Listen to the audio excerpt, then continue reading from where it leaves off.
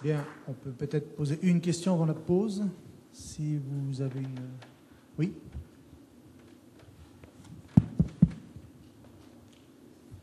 Oui, bonjour.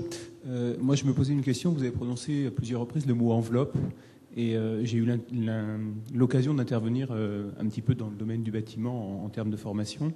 Et j'aurais voulu savoir où on en est aujourd'hui sur les outils de la construction de type analyse fonctionnelle, que nous, on connaît dans le domaine industriel et qui sont toujours, à mon avis, sous-développés dans le domaine du bâtiment. Oui. Ils nous passionnent. On aimerait bien en disposer, à tel point que dans un domaine que je n'ai pas cité, mais qui est finalement le véritable enjeu, qui est celui de la rénovation du stock. Parce qu'en fait, la performance, on n'obtiendra que si on sait trouver les bonnes solutions pour la rénovation. La rénovation, c'est tout ce que j'ai évoqué, qui était plutôt dans une logique neuf, compliqué par le fait qu'il y a l'existant. Et que sur l'existant, il y a déjà ce qui existe, et puis on peut même avoir des contraintes. Quand vous êtes sur de l'haussmannien, vous ne pouvez pas imaginer de faire de l'isolation par l'extérieur. Donc, on s'est lancé conjointement avec notre confrère et néanmoins concurrent Bouygues, mais aussi avec EDF, sur un projet qui est un peu ciblé, qui est celui de la rénovation des collèges.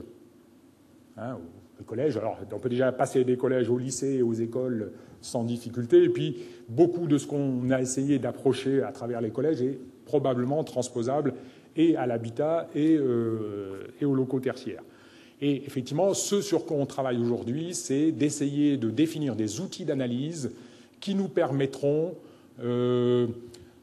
d'arriver à des solutions best value for money. C'est-à-dire qu'il faut absolument qu'on soit capable de proposer à nos clients, aux demandeurs, aux maîtres d'ouvrage, de gérer intelligemment leurs ressources financières dans l'amélioration de la performance. Avec ce souci en plus que lorsque quelque chose a été rehaussé, upgradé, comme diraient nos Anglais, il ne faut pas se faire d'illusions, il ne faut pas le faire à moitié, parce qu'une fois que ça a été fait, on ne le refera plus. Et donc il faut probablement mieux être capable de conseiller aux donneurs d'ordre de différer une opération plutôt que de la faire à la moitié, de concentrer sur quelques postes et de ne pas chercher à toucher à tout.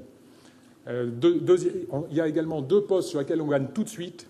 Les fenêtres, ça coûte très peu cher, 2-3 postes, les fenêtres. Les changements de chaudière, si ce ne sont pas des chaudières modernes.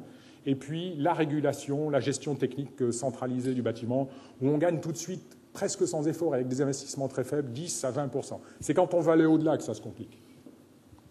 Merci beaucoup. Bien, je vous propose...